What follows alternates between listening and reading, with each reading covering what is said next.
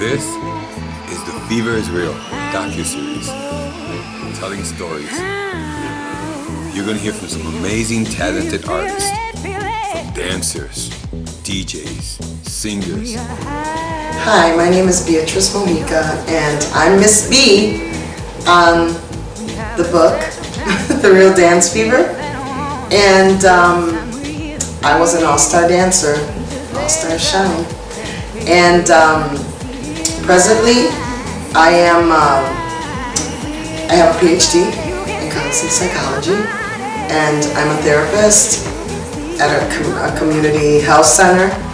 And I can tell you that the era has enlightened me, and it's part of me, and I'm never going to leave it behind.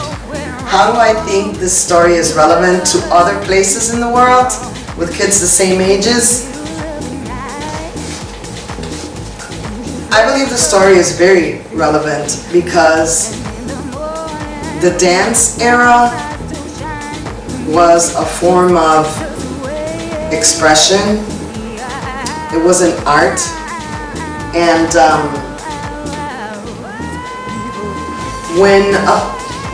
when the kids don't have a voice, dance is their voice, and that's what it was for us. It was an expression. It was a way of, when we were angry, just letting out our anger. When we were sad, to portray that sadness through dance. And it's being utilized now. It's a form of therapy. It's a form of,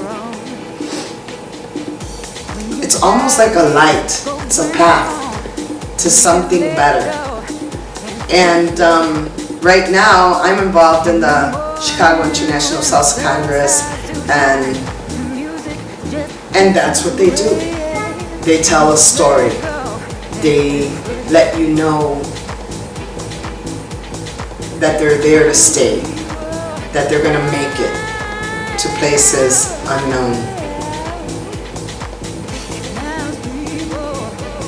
What inspired me the most about the Real Dance Fever story, what inspired me the most was the art of dance and how it's a form of expression.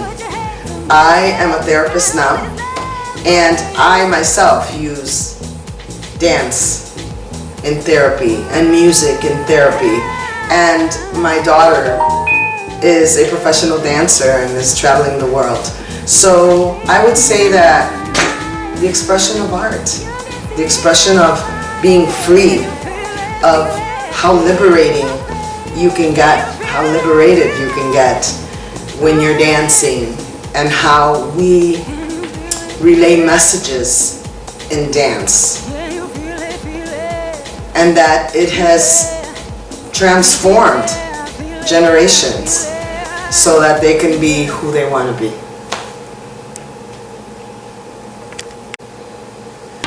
What came out the most to me about the story, The Real Dance Fever? Let me think about that. Wow. It's so long ago. Don't let that reveal my age. I think that what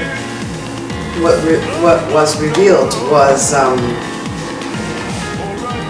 how in depth Gringo captured the friendships, the challenges that we went through, the being able to be away and come back to something that was so special to so many teenagers.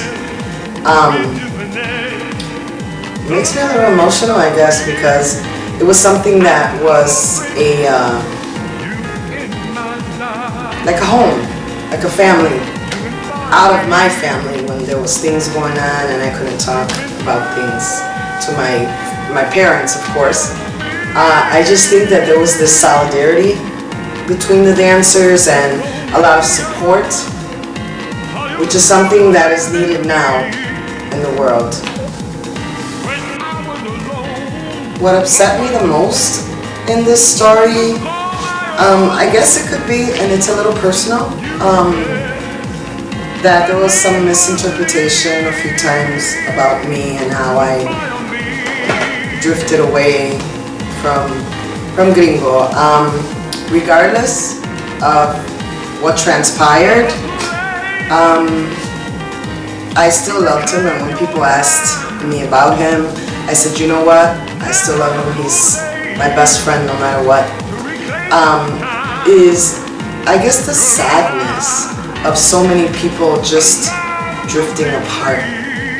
A family that was so tight and so united, not being there for each other after so many years. And I don't see it as a negative, because I think that we depended on each other so much during that time that we needed to grow in a different way as adults. And we all had our families, our children, our husbands, and we needed to accomplish certain goals. Like, I needed to obtain a PhD. I needed to prove to myself that I could make it in the outside world. And when I say the outside world, because I think that the dance world was a world of its own. So I think that it upset me a little, just knowing that people drifted apart. But the good thing is that we're coming back, and we're the same friends as we used to be.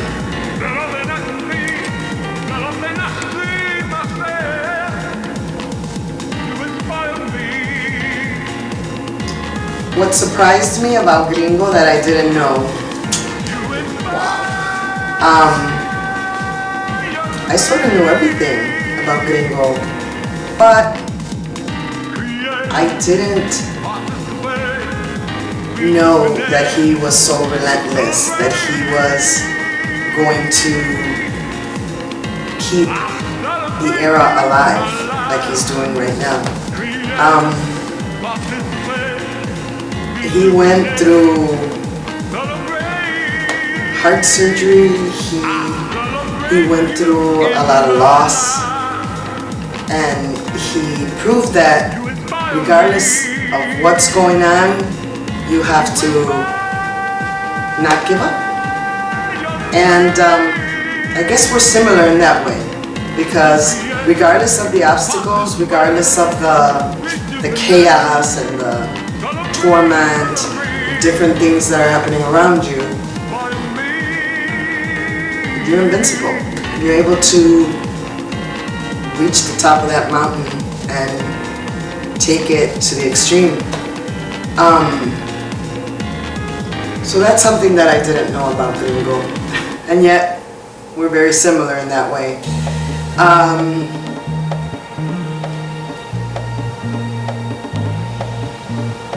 The other thing is that he didn't let go, and he was a father figure, and a lot of fathers in reality don't let go.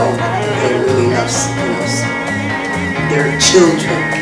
He was the father figure, and I know that I could come home whenever I want. And I am so honored to have Miss B right here live for you guys and giving her testimony. I love her. I'm glad she's home. She's always been home. I'm so proud of her, and I know that she is going to be helping a lot of people, because she always helped us in the ALLSTARs, and she defended us, and she was our security. So I am honored and that you guys got to hear Beatrice, and I just wanted her sitting next to me because it's history, and she was by my side from the beginning, and now I have no hair, and she's by my side. Thank you.